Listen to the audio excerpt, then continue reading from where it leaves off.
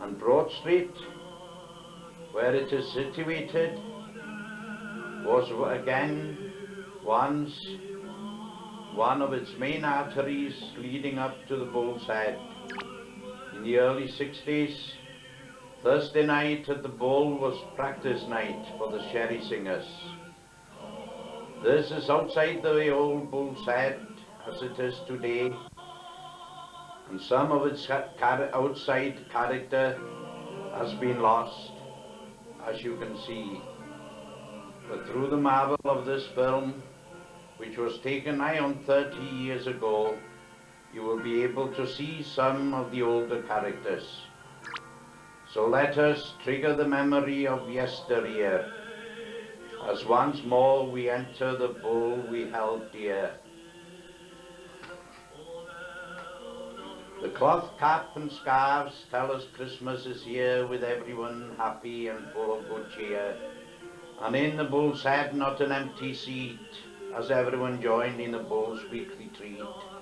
And the domino players had their regular places. 'Tis a joy once again to see their fond faces, to Mally and Albert and Cleo showing his hand. If Yor would have seen him, he would have been banned.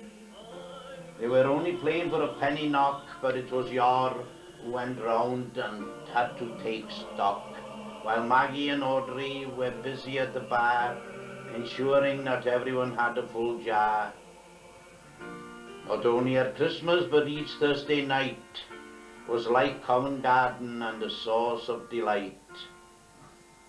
There's Big Lloyd, a character and a half, the local king of the cloth cap and scarf.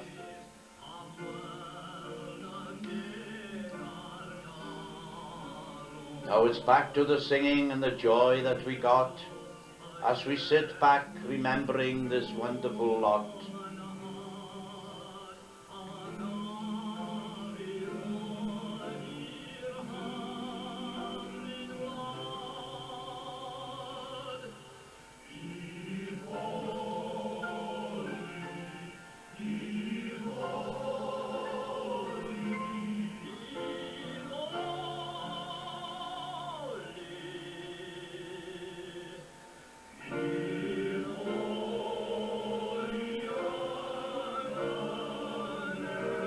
The voice of the Rhos Pavarotti. Howard, dear Howard.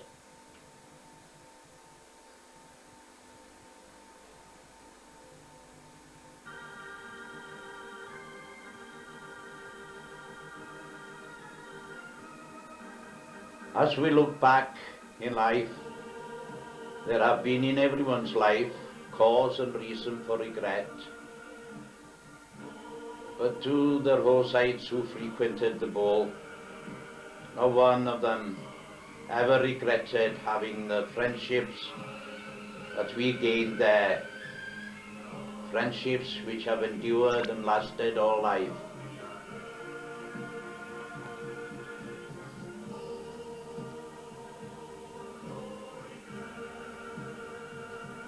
The tenors on their feet singing away.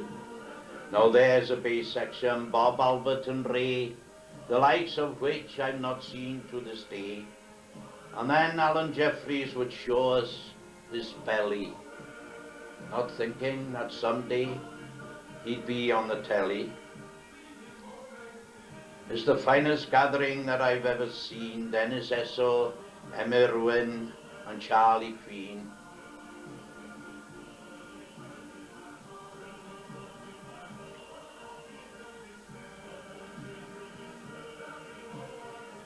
John T.T. and Bill Pritchard and Eddie Swan, each one a fine singer to the last man. For each one at the Bull were close and fond buddies. Look out, it's half time. Now here come the butties. But a mouthful of bread could not stop them from singing. Crumbs and all, 'twas delight that they would be bringing. As Maggie and Audrey and Yor wash the glasses, another day done, another night passes. and we are now left with but memories that we always will treasure, for they'll never cease. And this fond glance at a happy past awakens those memories which will always last. Here we are at the resort town of Prestatyn by the sea. Many happy memories here, because it was at the Grand Hotel that we had the grandest night of our careers at the time. A glimpse at the past when our hearts were so full, as we all got together in the days of the bull, in the Grand Hotel for a presentation by the Cherry Singers to Maggie and Yor for the joy they did bring us, and after a hearty meal had been met, a night to remember which we'll never forget. For Maggie and Yor and Audrey some bouquets, to thank them for what they did in those days. And as our president, it was Yor's place to respond as he did in his humorous ways.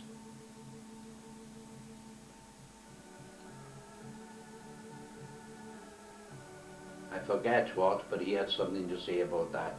Hello, here comes Jackie. He would be the first, so he can go back to replenish his thirst for surgical gloves that he received to protect his fingers, because he believed that he was a pianist and a player of note, the Rhos Liberace, or so he thought.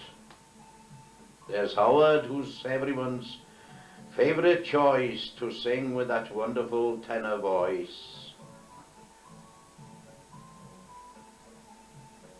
There's Alan Jeffries getting his prize, a set of dolls which was very nice for Margaret, his wife, a mini ha-ha from her gentle giant and our Hiawatha. See him now, you'd have to go very far for a nicer fellow than Glyn Jacobar. There's Dennis, who sang us the melody of love's last word spoken, and his Sherry. And now there's dear Graham, who was everyone's friend, and who started it all before his sad end. And there's Bill Pritchard, who would sing all day, but alas, like so many, has now passed away. There's Arthur, whose smile and youthful age made sure he was always the first on the stage, and Gwynfor, whose loyalty was ever ready, and who helped a great deal to keep the boat steady. Big Ray's contribution helped to make the show, with a voice and a talent that made it all glow. Bob Ellis, another wonderful bass, whose voice more than earned him a worthy place. Aha, Albert Wynne.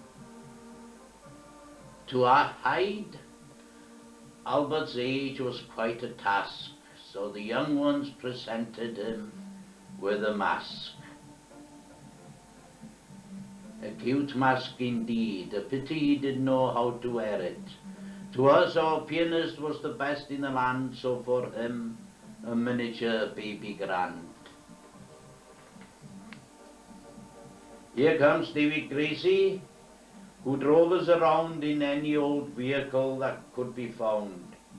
An excellent driver and a willing chap, so for him, a second hand, so chauffeur's cap. A scroll for Jock Valentine, and a rosette for being the best fan one could ever get. He was the singers' vice president, and a character with humour which was heaven sent. And here's our conductor, dear John T.T. He was no Barbirolli, but believe you me, he was able to keep each one in his place. If not, he would clack you across the face.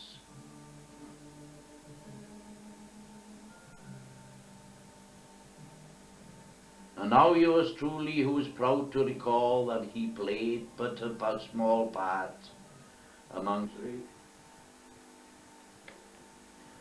We travelled a lot in those days, but amongst the best was a night that we spent at the Traveller's Rest.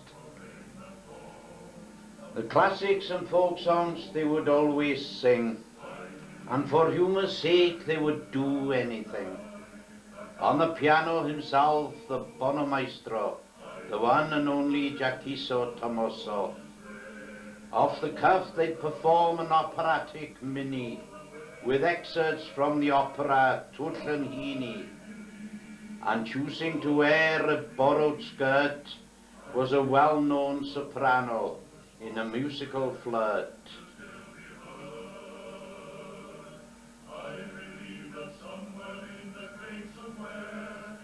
A prima donna who was international was Dame Howard Melba, who was truly sensational.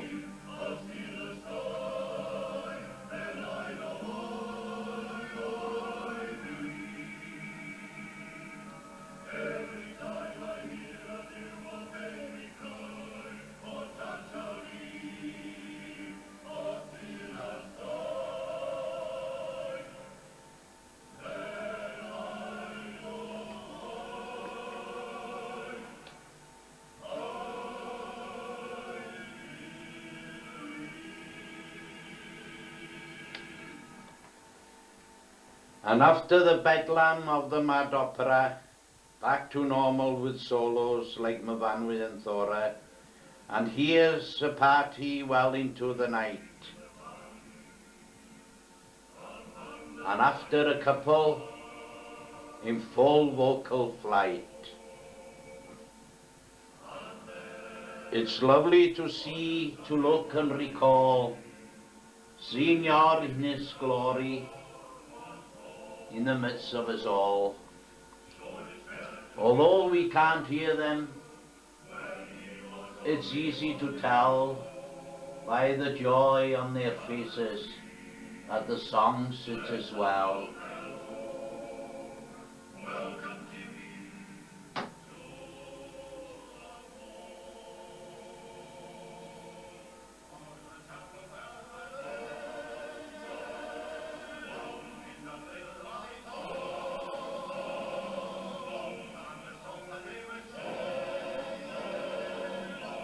And now we've got the audience going.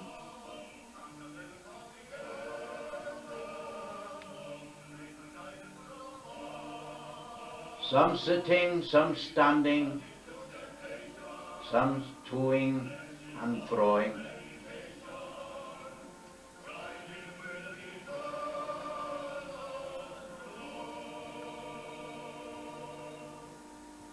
Most good things come to an end, and it passes, as the staff start to clear and clean up the glasses.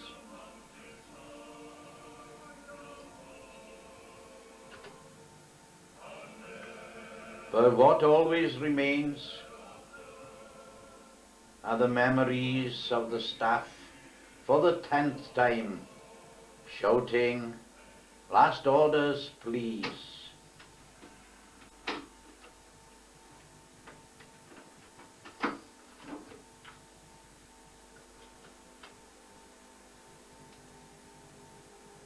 Their ears still ringing with the sound of our songs, and the hugging and kissing, and the friendly so longs.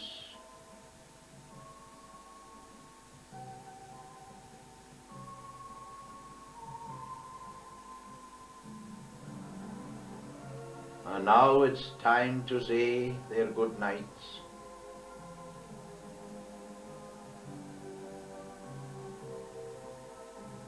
And out to the car park, look back to the Bull. And even on that night, though the bus was so full, Davy Greasy's van took the overspill and was ready to drive us home safely as we climbed Gutter Hill.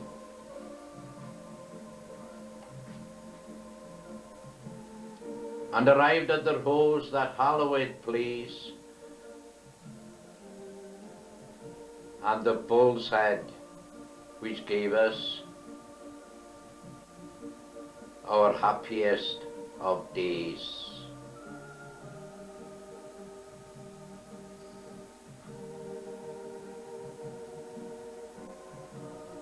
Bless the days, bless the memories, long may they last.